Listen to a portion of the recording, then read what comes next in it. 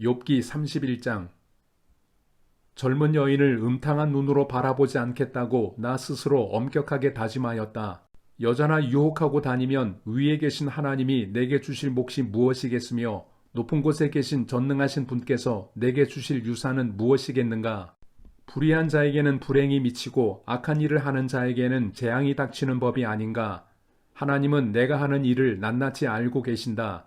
내 모든 발걸음을 하나하나 세고 계신다. 나는 맹세할 수 있다. 여태까지 나는 악한 일을 하지 않았다. 다른 사람을 속이려고도 하지 않았다. 하나님이 내 정직함을 공평한 저울로 달아보신다면 내게 흠이 없음을 아실 것이다. 내가 그릇된 길로 갔거나 나 스스로 악에 이끌리어 따라갔거나 내 손에 죄를 지은 흔적이라도 있다면 내가 심은 것을 다른 사람이 거두어 먹어도 내가 지은 농사가 망하더라도 나는 할 말이 없을 것이다. 남의 아내를 탐내서 그 집 문 근처에 숨어 있으면서 그 여인을 범할 기회를 노렸다면 내 아내가 다른 남자의 노예가 되거나 다른 남자의 품에 안긴다 해도 나는 할 말이 없을 것이다. 남의 아내를 범하는 것은 사형 선고를 받아야 마땅한 범죄다. 그것은 사람을 파멸시키는 불, 사람이 애써서 모은 재산을 다 태우는 불이다. 내 남종이나 여종이 내게 탄원을 하여 올 때마다 나는 그들이 하는 말에 귀를 기울이고 공평하게 처리하였다. 그렇게 하지 않았더라면 내가 무슨 낯으로 하나님을 뵈며 하나님이 나를 심판하러 오실 때에 내가 무슨 말로 변명하겠는가? 나를 창조하신 바로 그 하나님이 내 종들도 창조하셨다. 가난한 사람들이 도와달라고 할 때에 나는 거절한 일이 없다. 앞길이 막막한 과부를 못 본 채 한 일도 없다. 나는 배부르게 먹으면서 고아를 굶긴 일도 없다. 일찍부터 나는 고아를 내 아이처럼 길렀으며 철이 나서는 줄곧 과부들을 돌보았다. 너무나도 가난하여 옷도 걸치지 못하고 죽어가는 사람이나 덮고 잘 것이 없는 가난한 사람을 볼 때마다 내가 기른 양털을 깎아서 그것으로 옷을 만들어 그들에게 입혔다. 시린 허리를 따뜻하게 해 주었더니 그들이 나를 진심으로 축복하곤 하였다. 내가 재판에서 이길 것이라고 생각하고 고아를 속이기라도 하였더라면 내 팔이 부러져도 할 말이 없다. 내 팔이 어깨 축지에서 빠져나와도 할 말이 없다. 하나님이 내리시는 심판이 얼마나 무서운지를 잘 알고 있었으므로 나는 차마 그런 파렴치한 짓은 할 수 없었다. 나는 황금을 믿지도 않고 정금을 의지하지도 않았다. 내가 재산이 많다고 하여 자랑하지도 않고 벌어들인 것이 많다고 하여 기뻐하지도 않았다. 해가 찬란한 빛을 낸다고 하여 해를 섬기지도 않고 달이 밝고 아름답다고 하여 달을 섬기지도 않았다. 해와 달을 보고 그 장엄함과 아름다움에 반하여 그것에다가 절을 하는 사람들이 있다. 해와 달을 경배하는 표시로 제 손에 입을 맞추기도 한다. 그러나 나는 그렇게 하지 않았다. 그런 일은 높이 계신 하나님을 부인하는 것이므로 벌로 사형을 받아도 마땅하다. 내 원수가 고통받는 것을 보고 나는 기뻐한 적이 없다. 원수가 재난을 당할 때에도 나는 기뻐하지 않았다. 나는 결코 원수들이 죽기를 바라는 기도를 하여 죄를 범한 적이 없다. 내 집에서 일하는 사람은 모두 내가 언제나 나그네를 기꺼이 영접한다는 것을 잘 알고 있다. 나는 나그네가 길거리에서 잠자도록 내버려 둔 적이 없으며 길손에게 내 집 문을 기꺼이 열어주지 않은 적도 없다. 다른 사람들은 자기 죄를 감추려고 하지만 그러나 나는 내 허물을 아주 감추지 않았다. 사람들이 무슨 말로 나를 헐뜯든지 나는 그것을 전혀 두려워하지 않았다. 남에게서 비웃음을 받을까 하여 입을 다물거나 집 안에서만 머무르거나 하지도 않았다. 내가 한 이 변명을 들어줄 사람이 없을까? 맹세코 나는 사실대로만 말하였다. 이제는 전능하신 분께서 말씀하시는 대답을 듣고 싶다. 내 원수가 나를 고발하면서 뭐라고 말하였지?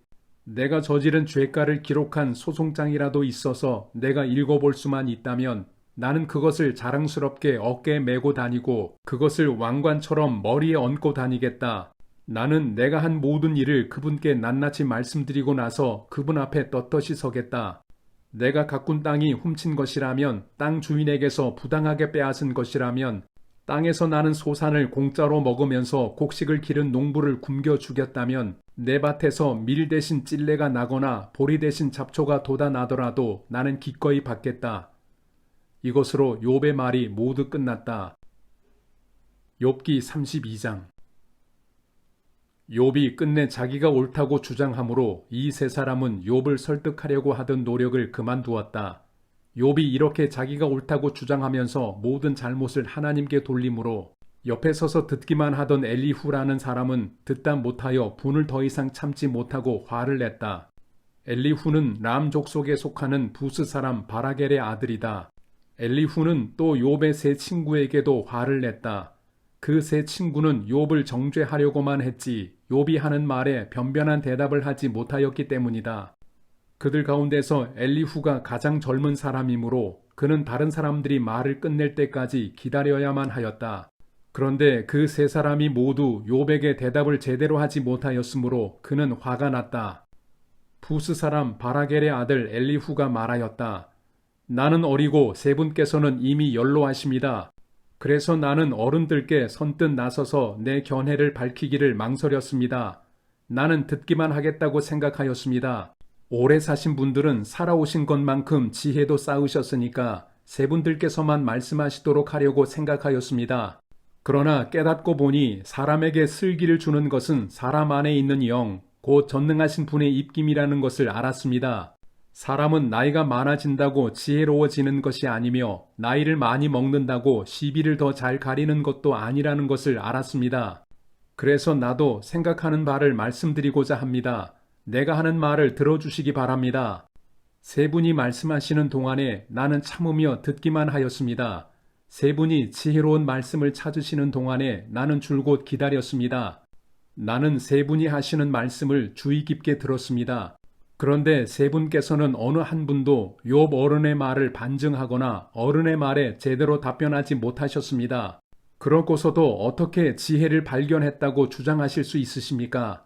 세 분께서 이 일에 실패하셨으니 내가 이제 욥 어른으로 하여금 하나님의 대답을 들으시도록 하겠습니다. 욥 어른이 나에게 직접 말을 걸어온 것이 아니므로 나는 세 분께서 말씀하신 것과는 다른 방식으로 욥 어른께 대답하겠습니다. 욥 어른께서는 들으십시오. 세 분 친구가 놀라서 말을 하지 못합니다. 그분들은 어른께 아무런 대답도 하지 못합니다. 그런데도 내가 그들이 입을 다물 때까지 기다려야 합니까?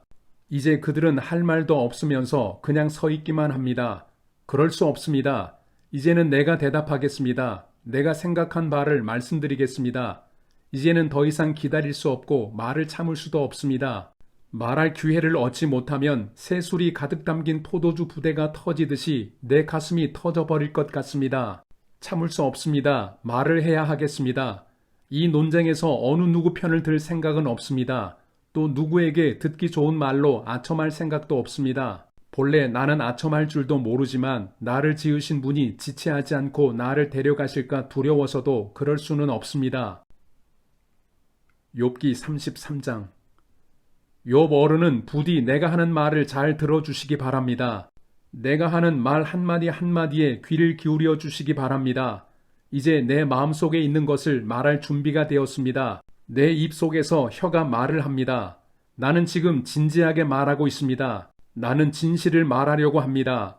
하나님의 영이 나를 만드시고 전능하신 분의 입김이 내게 생명을 주셨습니다. 대답하실 수 있으면 대답해 보시기 바랍니다. 토론할 준비를 하고 나서시기를 바랍니다. 보십시오. 하나님이 보시기에는 어른이나 나나 똑같습니다. 우리는 모두 흙으로 지음을 받았습니다. 그러므로 어른께서는 나를 두려워하실 까닭이 없습니다. 내게 압도되어서 길을 펴지 못하는 일이 있어서도 안 될 것입니다. 어른께서 이런 말씀을 하셨습니다. 내게는 잘못이 없다. 나는 잘못을 저지르지 않았다. 나는 결백하다. 내게는 허물이 없다. 그런데도 하나님은 내게서 흠 잡을 것을 찾으시며 나를 원수로 여기신다. 하나님이 내 발에 착고를 채우시고 내 일거수 일투족을 다 감시하신다 하고 말씀하셨습니다. 그러나 내가 욥 어른께 감히 말합니다. 어른은 잘못하셨습니다. 하나님은 어떤 사람보다도 크십니다. 그런데 어찌하여 어른께서는 하나님께 불평을 하면서 대드시는 겁니까? 어른께서 하시는 모든 불평에 일일이 대답을 하지 않으신다고 해서 하나님께 원망을 할 수 있습니까? 사실은 하나님이 말씀을 하시고 또 하신다고 하더라도 사람이 그 말씀에 주의를 기울이지 못할 뿐입니다. 사람이 꿈을 꿀 때에, 밤에 환상을 볼 때에, 또는 깊은 잠에 빠질 때에, 침실에서 잠을 잘 때에 바로 그때에 하나님은 사람들의 귀를 여시고 말씀을 듣게 하십니다. 사람들은 거기에서 경고를 받고 두려워합니다. 하나님은 사람들이 죄를 짓지 않도록 하십니다. 교만하지 않도록 하십니다. 하나님은 사람의 생명을 파멸에 빠지지 않도록 지켜주시며 사람의 목숨을 사망에서 건져주십니다. 하나님은 사람에게 질병을 보내셔서 잘못을 고쳐주기도 하시고 사람의 육체를 고통스럽게 해서라도 잘못을 고쳐주기도 하십니다. 그렇게 되면 병든 사람은 입맛을 잃을 것입니다. 좋은 음식을 보고도 구역질만 할 것입니다. 살이 빠져 몸이 바짝 마르고 전에 보이지 않던 앙상한 뼈만 두드러질 것입니다. 이제 그의 목숨은 무덤에 다가서고 그의 생명은 죽음의 문턱에 이르게 될 것입니다. 그때에 하나님의 천사 1000명 가운데서 한 명이 그를 도우러 올 것입니다. 그 천사는 사람들에게 사람이 마땅히 해야 할 일을 상기시킬 것입니다. 하나님은 그에게 은혜를 베푸시고 천사에게 말씀하실 것입니다.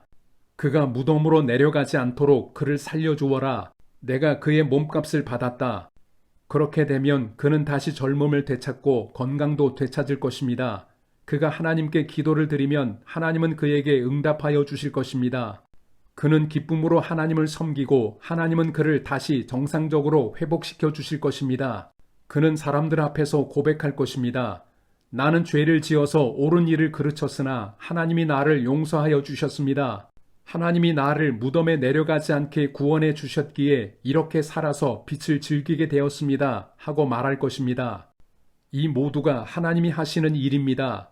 하나님이 사람에게 2번, 3번 이렇게 되풀이 하시는 것은 사람의 생명을 무덤에서 다시 끌어내셔서 생명의 빛을 보게 하시려는 것입니다.